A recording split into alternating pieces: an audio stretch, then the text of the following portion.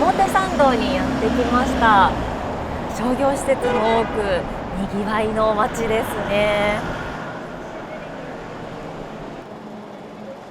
Designer luxury brands from abroad line up on the streets of Omotesando. The approach to the Meiji Shrine has a long history and is always packed with people. 表参道の交差点といえば、こちらの大きな灯籠が印象的ですよね。華やかな街並みの中でも特に存在感があります。The lantern has been around since 1936. We spoke with 95-year-old Izumi Hiroshi, who used to live close to the lantern 80 years ago.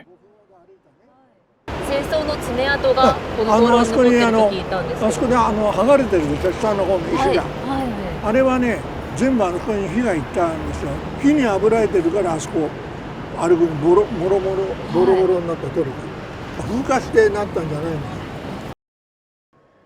Izumi, who was 15 years old at the time, experienced a large-scale air raid in this town. On May 24th, 1945, just 2 months after the bombing of Tokyo, another firebombing raid hit the city centre on May 24th and the night of the 25th to the 26th. It is said that the raids targeted the elevated area in Tokyo, such as Akasaka and Aoyama, as well as towns that had survived previous air raids. About 4,000 people are said to have lost their lives. Omotesando was also set on fire. 代々木の練兵場へ逃げようと思ったんだけど、今度やっぱりダメなんです。行けないんですよ。煙と火でね。空襲のところってね、一斉に燃えるもんですから。要するに火事場の中で逃げ回ってるようなもんですよね。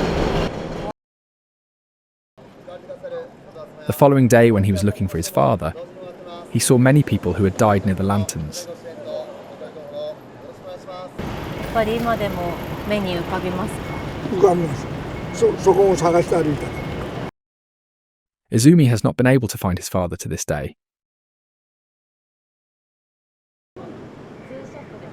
The stone lantern at Omotesando, which tells the story of 80 years ago, has been handed down as a reminder of the air raid. もう当時のまま。そう、みんな火をかぶってるから。だからあれがみんなその証拠みたいなもんですね。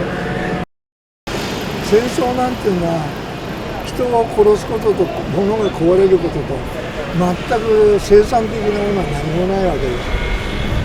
ね、だからやっぱり今戦後80年っていいけど、この平和はね大事にしなきゃいけないってことですよね。The town, which has undergone a glittering makeover, continues to convey the tragedy of the war.